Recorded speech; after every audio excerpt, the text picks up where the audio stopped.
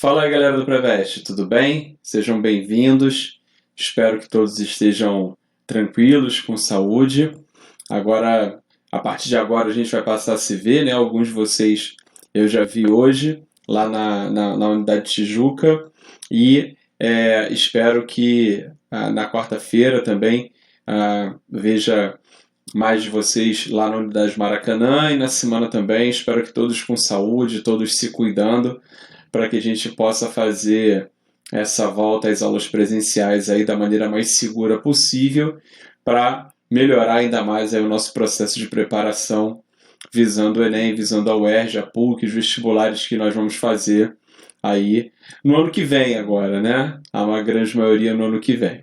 Bom, o assunto de hoje, pessoal, é o Oriente Médio, um assunto que desperta muita curiosidade dos alunos, até por conta do espaço que tudo que é ligado ao Oriente Médio tem na mídia, e também por conta de boa parte do que acontece com a sociedade, com as sociedades do Oriente Médio, não é muito comum para nós ocidentais, né? Porque trata-se de, muitas vezes, civilizações que têm hábitos culturais bem diferentes dos nossos. Então, por conta de tudo isso, acaba despertando uma curiosidade grande entre os alunos. Então, vamos lá, vamos tentar entender como é que, um pouquinho, né, do que é o Oriente Médio, efetivamente. Bom, o primeiro slide que vocês estão vendo aí já é o slide da região do mundo que nós nos acostumamos a chamar de Oriente Médio, que é um conceito, primeiro, totalmente ocidental e é um conceito geográfico.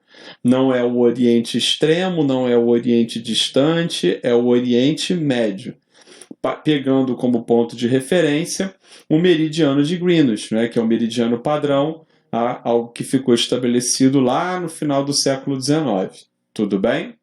Então, a expressão Oriente Médio insisto nisso e repito, uma expressão ocidental. Quem vive efetivamente no Oriente Médio normalmente não se considera um morador do Oriente Médio.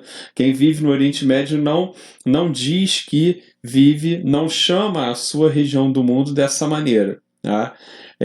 O que nós, na verdade, chamamos de Oriente Médio é uma porção do mundo que é dividida em várias regiões menores, como o Vale do Nilo, Península do Sinai, Palestina, Cisjordânia, Transjordânia, a Península Arábica, enfim, Crescente Fértil, Pérsia, então a gente Capadócia, então a gente vai ter uma série de regiões menores que essas sim vão dar um pouco mais de identidade, né? Vão fazer parte um pouco mais da identidade das pessoas que vivem aí. Como eu disse, essa expressão Oriente Médio é uma expressão muito mais usada por nós aqui no Ocidente do que efetivamente pelas pessoas que vivem aqui, tá bom? Bom, vamos olhar aqui esse outro mapinha que mostra para vocês, eu quero mostrar para vocês exatamente quem são as grandes potências, né? Quem disputa efetivamente o poder geopolítico no Oriente Médio. Então, primeiro, a Arábia Saudita, né? Muito em função da economia do petróleo, né? Muito em função de ser o maior exportador de petróleo do mundo. O Irã, que também é um grande produtor de petróleo. A Turquia, que não tem tanto petróleo quanto vários dos seus vizinhos, mas ainda assim é a maior economia da região, já vou mostrar isso para vocês. Israel, onde também não há petróleo, mas acabou se transformando em uma grande potência econômica e, sobretudo, militar. E o Egito, né, que na verdade, uma grande referência, né, de civilização, uma grande referência. Tem também um pouco de petróleo, não tanto quanto a Arábia Saudita, Irã, o próprio Iraque, que não aparece aqui, mas é uma referência, tá certo? O Iraque, até bem pouco tempo, poderia figurar como uma das potências regionais que eu citei aqui. Então, esses 5 países compõem o que a gente chama de potências regionais do Oriente Médio, disputam a hegemonia política, econômica e militar no Oriente Médio, tá certo? Vai haver vários conflitos diretos e indiretos envolvendo esses países aqui.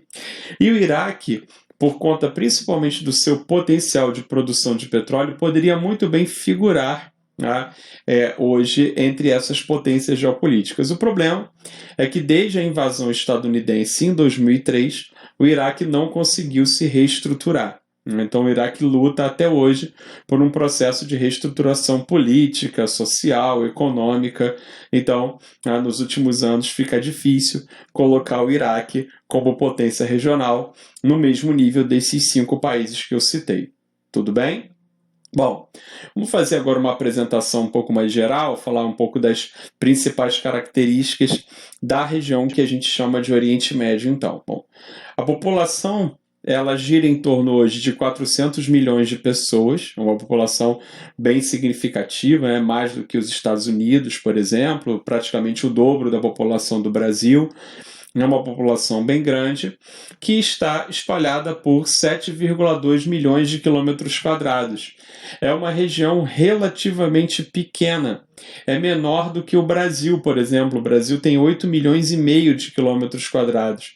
Na verdade, o Brasil que é muito grande, não é isso? Porque 7,2 milhões de quilômetros quadrados é um território bastante considerável.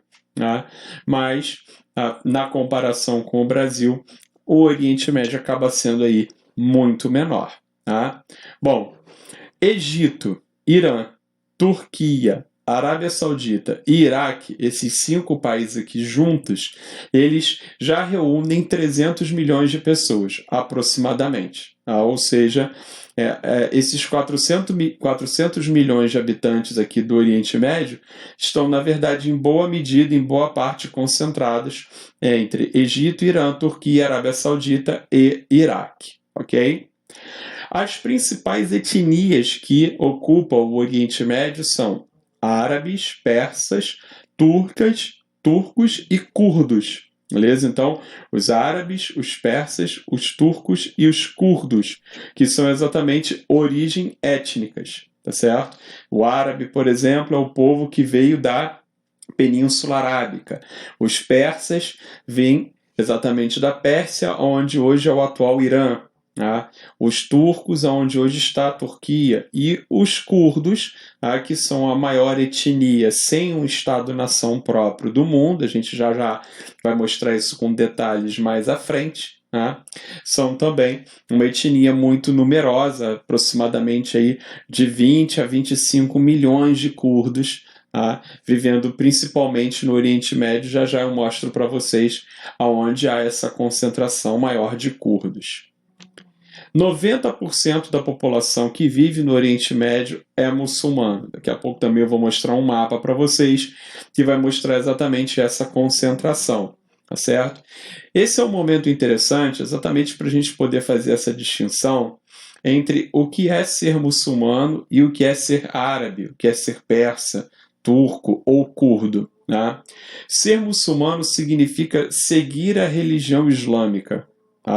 Se eu me converto à religião islâmica, eu imediatamente me transformo em um muçulmano, independentemente da minha origem étnica. Então, ser árabe, por exemplo, não significa necessariamente ser muçulmano. Isso é muito importante da gente lembrar.